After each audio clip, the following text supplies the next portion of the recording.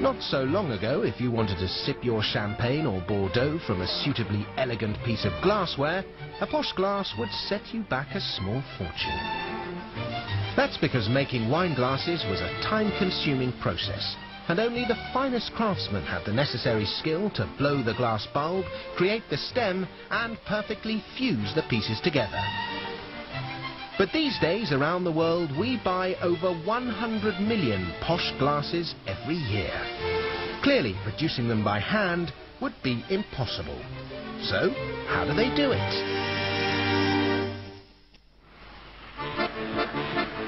Our story begins in Poland with an absolutely massive sandpit.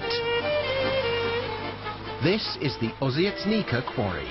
400 meters wide, 2 kilometers long, and 40 meters deep. It covers an area of 80 hectares. The reason they're digging here is because this area contains 50-meter thick deposits of exceptionally pure quartz sand, which is just what you need if you want to make exceptionally fine wine glasses. Come rain or shine, with metronomic efficiency, Henryk Wydinski works with his digger to keep the sand flowing, ensuring that the quarry turns out over 2,800 tons every day. It's a tough job, but someone has to do it. To be honest, it's often hard to concentrate. It's actually a bit monotonous. I have to listen to the radio to keep me focused. Quartz sand usually contains traces of iron oxide, which is what gives some cheap wine glasses a slight greenish tint. The great thing about the sand here is it contains less than 270 parts per million iron oxide. Exceptional purity is why it's so sought after for making crystal clear glass goblets. But not all grains of sand are created equal. Only grains between 1/10 and 1/2 millimeter in diameter are fine enough to turn into quality glass. So the sandstone from the quarry is first crushed and fed by a conveyor to the Quarzwerke facility, where it's deposited in huge pyramids. By piling the sand in this way, larger gravel pebbles are naturally drawn down the flanks, allowing smaller granules to be extracted from trapdoors hidden under the piles. After sieving to remove any grains larger than 1 millimeter, the sand is then mixed with flowing water. This causes unwanted heavier grains to sink and lighter grains to stay near the surface, which allows the mid-sized grains thereafter to be filtered off. But the sand is now sopping wet, so it's dried using vacuum filters until it contains less than 0.2% moisture. The end result is sand made up from perfectly even grains, each one just the width of a human hair. Stored in enormous vats, the sand is now ready for use. And rather conveniently, to find out how it's turned into fine glasses, all we need to do is take a short journey, just 76 kilometers across the border, into eastern Germany. For over 500 years, the small town of Weißwasser has been famous for producing glass.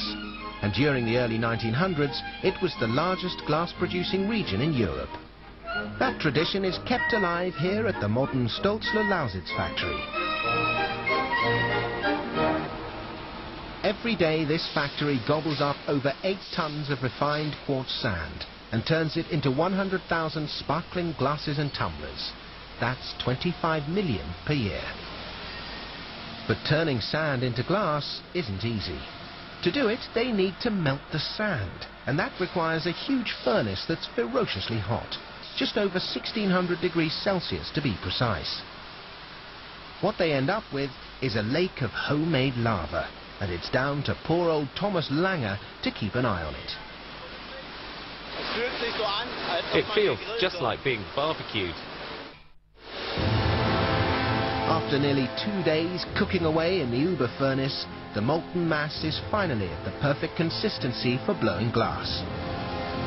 But instead of an army of traditional glass blowers, the factory uses a team of ferocious-looking metallic automatons.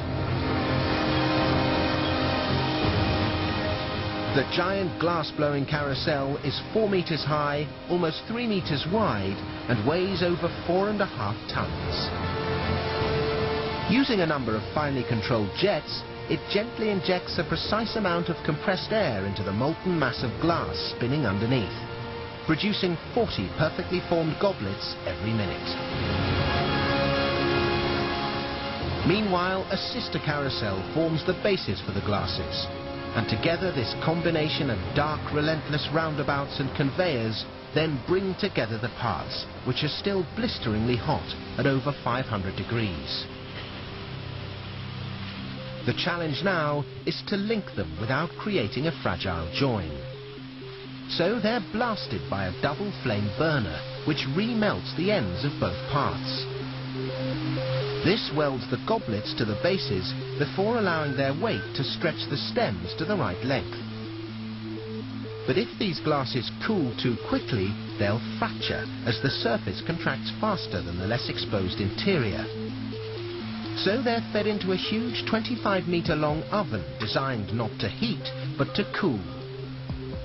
This is called an annealing oven, or lair. Its job is to slowly lower the temperature from 500 to 50 degrees over 90 minutes, leaving a flawless glass army to march out the other end. But right now, the fragile flutes lack that last delicate touch, a perfect rim from which to sip. So to remove the ugly edge left by the blowing, without breaking the glass, they must go under the knife in a process known as rim glazing. A spinning blade scores a fine channel round the bowl, and after a quick swipe in front of the smallest Bunsen burners in the world, the lip fractionally expands and cracks off along the scoreline. A final melting of the new lips, and the perfect smooth finish is achieved. Having finally reached a manageable temperature, the only thing between the glasses and the outside world are the beady eyes of the quality checkers like Christina Stroehler.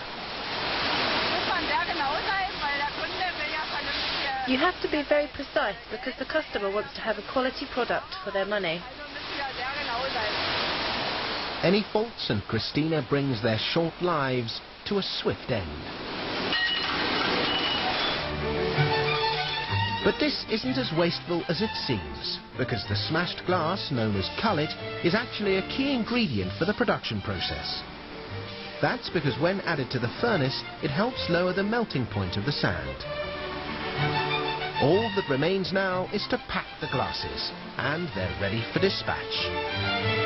So next time you're enjoying a well-earned sip of fine champagne, why not raise a glass to the people who've given it that extra bit of sparkle?